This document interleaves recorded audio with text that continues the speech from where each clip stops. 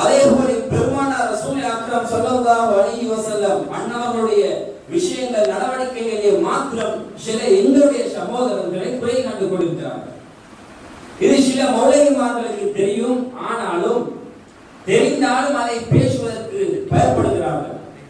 கண்ணியத்திற்குரியவர்களே, நாம் ஒரு வலிமார்களுடைய விஷயத்திலே நாம் எங்களுக்கு ஒன்று படாவிட்டால், எங்களுக்கு ஒரு அது தெரிபடாவிட்டால், அதற்குரிய ஆதாரம் எங்களுக்கு கிடைக்காவிட்டால் நாங்கள் மௌனமாக இருக்க வேண்டும். ஏன்? சாதாரண ஒரு மனிதரையே, அதாவது சாதாரண ஒரு மனிதரையே துன்புறுத்த கூடாது என்பதாக அல்லாஹ்வுடைய ரசூல் ஸல்லல்லாஹு அலைஹி வஸல்லம் அவர்களுடைய ஏராளமான பொன்மொழிகள் அறிவித்துக் கொண்டிருக்கிறது. கண்ணியத்திற்குரியவர்களே, நீண்ட முகவரிகளை சொல்லாமல் நேரடியாக நான் விஷயத்துக்கு வருகிறேன். எங்கள் நாயகம் சையதுனா ஷேக் முஹைதீன் அப்துல் காதிர் ஜீலானி அஜ்ஸல்லாஹு ஸர்ருல் அஸீஸ் அவர்களுடைய மனாக்கிபை குறிப்பிட்ட சில காலங்களிலே சொல்லி முடிக்க முடியாது. ஏன்? ரிஃபாய் தரீகத்தினுடைய இஸ்தாஃபர் அஹ்மத் கபீர் ரிஃபாய் நாயகம் சொல்கிறார்கள், வமன் யஸ்ததியு அன் யஸிஃப மனாக்கிப ஷேக் அப்துல் காதிர் ஜீலானி ரலியல்லாஹு அன்ஹு, நாயகம் ஷேக் அப்துல் காதிர் ஜீலானி ரலியல்லாஹு அன்ஹு அவருடைய மனாக்கிபை யாரால் சொல்லி முடிக்க முடியும்? ஏனென்றால் அவர்கள் சுல்தானுல் அவுலியாவாக இருக்கிறார்கள். பஹரு ஷரீஅத்தி அன் யமீனிஹி வ பஹரு தரீகத்தி வ பஹரு ஹகீகத்தி அன் ஷிமாலிஹி, ஷரீஅத் என்று சொல்லக்கூடிய கடல் அவர்களுடைய வலது பக்கத்திலும், ஹகீகத் என்று சொல்லக்கூடிய கடல் இடது பக்கத்திலும் இருக்கிறது. அதில் இன்றும் அந்த இரண்டு கடலால் அவர்கள் எதை அள்ளி எடுக்க நாடுகிறார்களோ அவர்கள் எடுப்பார்கள் என்று அப்படியாக சொல்கிறார்கள். யாரும் நான் ஏற்கனவே சொன்னது போல் நாம் யாரும் நினைக்க கூடாது, நாயகம் சையதுனா குதுபுல் அக்தா முஹைதீன் அப்துல் காதிர் ஜீலானி ரலியல்லாஹு அன்ஹு அவர்களுடைய புகழ் குறிப்பிட்ட கொஞ்சம் பேருக்கு மாத்திரம், அதாவது அவர்களுடைய தரீகாக்களை பின்பற்றக்கூடியவர்கள் மாத்திரம்தான் அவர்களை பற்றி அறிந்திருக்கிறார்கள், அவர்களை புகழ்ந்து கொண்டிருக்கிறார்கள் என்று யாரும் தவறான எண்ணம் கொள்ளக்கூடாது. கண்ணியத்திற்குரியவர்களே, ஏற்கனவே நான் சொன்னேன், அதே போல் இன்னும் கொஞ்சம் ஞாபகம் படுத்துகிறேன். இமாம் நவவி ரஹ்மத்துல்லாஹி அலைஹி அவர்களுடைய புஸ்தானுல் ஆரிஃபீன் என்ற கிரந்தத்திலே புதுநாயகம் அவர்களை பற்றி ஏராளமான வாக்கியங்களை சொல்லி அவர்களை புகழ்ந்து கொண்டு போகிறார்கள். அதே போல் இமாம் நவவி அவர்கள் அவர்களுடைய அல் இபர் என்ற கிரந்தத்திலேயும், அதே போல் சியர் அலாமின் நுபலா என்ற கிரந்தத்திலேயும் சையதுனா முஹைதீன் அப்துல் காதிர் ஜீலானி கத்தஸல்லாஹு ஸர்ருல் அஸீஸ் அவர்களை தாஜுல் அவுலியா, அலமுல் அவுலியா, இப்படியாக அவுலியாக்களுடைய கிரீடம், இப்படியாக அவுலியாக்களுடைய அரசர் என்றெல்லாம் அவர்கள் சொல்லிக் கொண்டு போகிறார்கள். இதே போல் ஏராளமான இமாம்கள், தஸவ்வூஃபுடைய ஆத்மீகம் சம்பந்தப்பட்ட இமாம்கள் மாத்திரமல்ல, ஷரீஅத்துடைய அதாவது வெளிரங்கமான சட்டத்தை பேசக்கூடிய உலமாக்களை சேர்ந்த இமாம்களும் ஏராளமான கிரந்தங்களை அவர்களுடைய மனாக்கிபிலே எழுதி வைத்திருக்கிறார்கள். கண்ணியத்திற்குரியவர்களே, எங்கள் நாயகம் சையதுனா முஹைதீன் அப்துல் காதிர் ஜீலானி ரலியல்லாஹு அன்ஹு அவர்களுடைய மனாக்கிபிலே வருகிறது ஒரு செய்தி. பஹ்ஜத்துல் அஸ்ரார் இப்படியான அவருடைய மனாக்கிபுக்கு கிரந்தங்களை பார்த்துக் கொள்ள முடியும். ஒரு நாள் தினத்திலே இந்த செய்தி அவருடைய ஹாதிம் ஒருவர் அறிவிக்கிறார். ஒரு நாள் தினத்திலே நாயகம் சையதுனா முஹைதீன் அப்துல் காதிர் ஜீலானி ரலியல்லாஹு அன்ஹு அவர்களை நோன்பு திறப்பதற்காக ஒரு மனிதர் வந்து, நாயகமே, இன்றைய தினத்திலே தாங்கள் எங்களுடைய வீட்டிலே நோன்பு திறக்க வர வேண்டும் என்று அழைக்கிறார். அதற்கு நாயகம் குதுபுல் அக்தா முஹைதீன் அப்துல் காதிர் ஜீலானி ரலியல்லாஹு அன்ஹு அவர்கள் சரி நான் வருவதாக அவர்கள் வாக்களிக்கிறார்கள். ஆனால் அவர் அப்படி அழைத்துவிட்டு போனதன் பிறகு இன்னும் ஒரு ஆள் வந்து அவர்களை அழைக்கிறார்கள் நோன்பு திறப்பதற்காக அவருடைய வீட்டுக்கு. இப்படியாக ஒருவர் அல்ல, இரண்டு பேர் அல்ல, 70 பேர் அவர்களை நோன்பு திறப்பதற்காக அவருடைய வீட்டுக்கு கூப்பிடுகிறார்கள். 70 பேரிடத்தில் இவர்கள் நான் வருவதாக சொல்லி அவர்கள் வாக்களிக்கிறார்கள்.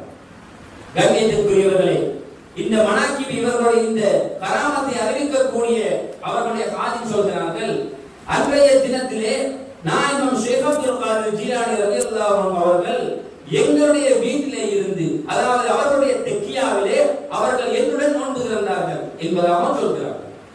இப்படியாக அடுத்த நாளையிலே நாயகம் சையதுனா ஷேக் முஹைதீன் அப்துல் காதிர் ஜீலானி ரலியல்லாஹு அன்ஹு அவர்கள் 70 வீட்டுக்கும் போய் அவர்கள் நோன்பு திறக்கிறார்கள், ஒரே நேரத்தில் ஒரே சாணத்தில். இப்படியாக நோன்பு திறந்து மறுநாள் அந்த சந்தோஷத்தினால். ஒருவர் சொல்கிறார், நேற்றைய தினத்திலே நாயகம் எங்களுடைய வீட்டில் நோன்பு திறந்தார் என்பதார். அடுத்தவர் சொல்கிறார், அது எப்படி, எங்களுடைய வீட்டில் அவர்கள் நோன்பு திறந்தார்கள். அடுத்தவர் சொல்கிறார், இப்படியாக 70 பேரும் சந்தித்துக் கொண்டு, இல்லை எங்களுடைய தங்களுடைய வீடுகளில் தங்களுடன் தான் அவர்கள் நோன்பு திறந்தார்கள் என்பதாக பேசிக் கொள்கிறார். கண்ணியத்திற்குரியவர்களே, இதை கேட்டுக்கொண்டு அந்த காதில் சும்மா இருப்பாரா? அவர் சொல்கிறார், இல்லை, அவர்கள் நாயகம் ஷேக் அப்துல் காதிர் ஜீலானி ரலியல்லாஹு அன்ஹு அவர்கள் அவர்களுடைய தக்கியாவிலே என்னுடன் இருந்துதான் அவர்கள் நோன்பு திறந்தார்கள் என்பதாக சொல்கிறார்கள். இது பக்தாதிலே பெரும் சிக்கலாக, அதாவது ஒரு அதிசயிக்கக்கூடிய ஒரு விஷயமாக அமைகிறது. எல்லோருமாக சேர்ந்து நாயகம் ஷேக் அப்துல் காதிர் ஜீலானி ரலியல்லாஹு அன்ஹு அவர்களிடத்திலே போய் கேட்கிறார்கள், நாயகமே இப்படி ஒவ்வொருவரும் சொல்கிறார்கள், என்ன செய்தி என்று கேட்ட நேரத்திலே, ஆம், நான் 70 பேருடைய வீட்டுக்கு நான் போயிருந்தேன், அது மாத்திரமல்ல தன்னுடைய தக்கியாவிலும் நான் நோன்பு திறந்தேன் என்பதாக சொல்கிறார்கள். கண்ணியத்திற்குரியவர்களே, இப்படியான செய்திகளை உலமாக்கள் சொல்ல பயப்படுகிறார்கள். இது எப்படி முடியும்? இதற்கு ஆதாரம் இருக்கிறதா? நாம் ஒன்றை சிந்திக்க வேண்டும். ஆதாரம் இருந்தோ ஆதாரம் இல்லையோ எங்களுக்கு கிடைக்காவிட்டாலும் இப்படியான மகான்கள் காட்டிய அந்த கராமத்துக்கள், அந்த செய்திகள் ஒரு காலமும் அது பொய்யாக மாட்டார். கண்ணியத்திற்குரியவர்களே, அல்லாஹ் சுப்ஹானஹு வ தஆலா குர்ஆன் ஷரீஃபிலே சொல்லி காட்டுவான், குல் யதவஃபாக்கும் மலக்குல் மௌத். நபியே, ஹபீபே, நீங்கள் சொல்லுங்கள், உங்களை எல்லாம் மௌத்தாக்குறவர் யார் தெரியுமா? மலக்குல் மௌத். இஸ்ராயீல் அலைஹிஸ்ஸலாத்து வஸ்ஸலாம் அவர்கள் தான் மலக்குல் மௌத். இப்படியான மலக்குல் மௌத் தான் உங்களை மரணிக்க செய்வார்கள், உங்கள் ஒவ்வொருவருடைய ரூஹையும் கைப்பற்றுவார் என்பதாக அல்லாஹ் சொல்கிறார். அப்படி என்றால் நாம் சிந்திக்க வேண்டும், இஸ்ராயீல் அலைஹிஸ்ஸலாம் என்று பல இஸ்ராயீல் அலைஹிஸ்ஸலாம் இல்லை, ரூஹை கைப்பற்றக்கூடிய மலக்குல் மௌத் ஒருவர் தான். இன்றைக்கு உலகத்திலே நாலா பாகங்களிலேயும் ஒரே நேரத்திலே எத்தனை ஆயிரம் பேர் மரணிக்கிறார்கள். இந்த அத்தனை பேர்களுடைய ரூஹையும் இந்த ஒரு மலக்குல் மௌத் எப்படி கைப்பற்றுவார்?